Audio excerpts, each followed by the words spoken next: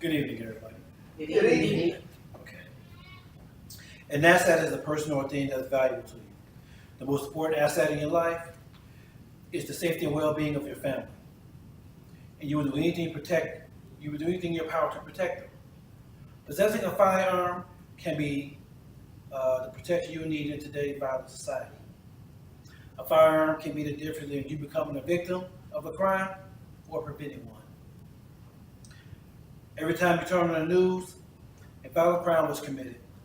Violent attacks are occurring at an alarming rate, and most of the time, the victim is powerless over their attackers.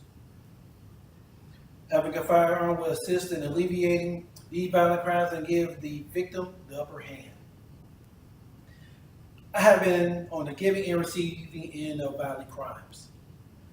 I have seen people getting attacked, and I have been attacked.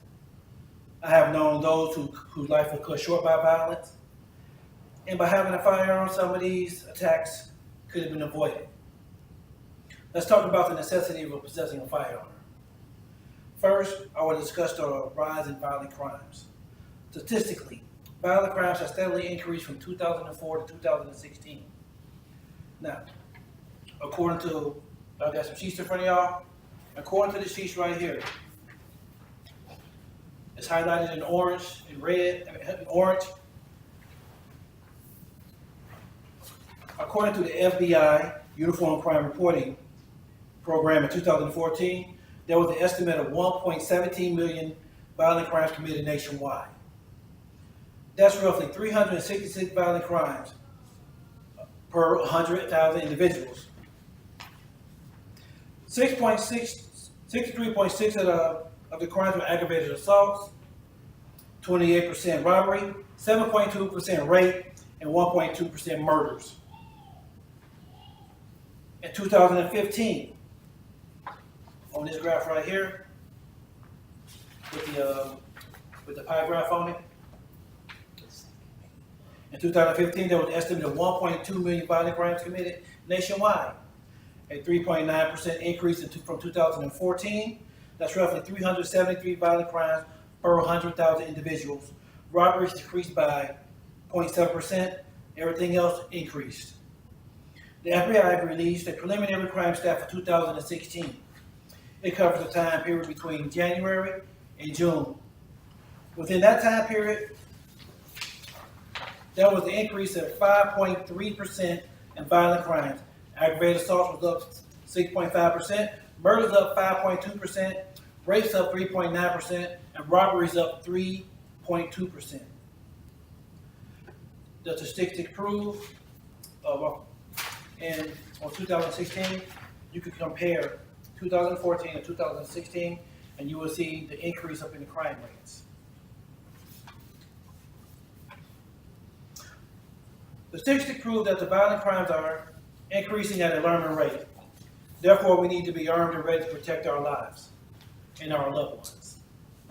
Now, let's talk about why firearms are needed for protection and why owning a firearm can make you safe as well as save your life. According to Pew Research, the majority of gun owners state that they have a gun, having a gun makes them safer. That percentage rose from 26% in 1999 to 48% in 2013.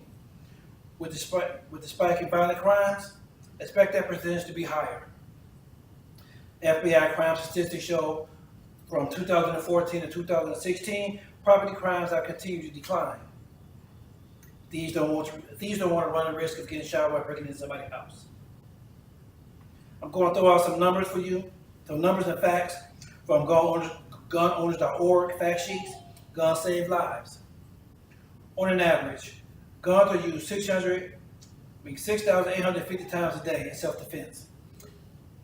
Less than 8% of the time, a gun owner will kill or injure someone. They tend to shoot off a warning shot to scare off their attackers. Only 2% of the gun owners involved in shooting only shoot innocent people, compared to the 11% error rate in the police.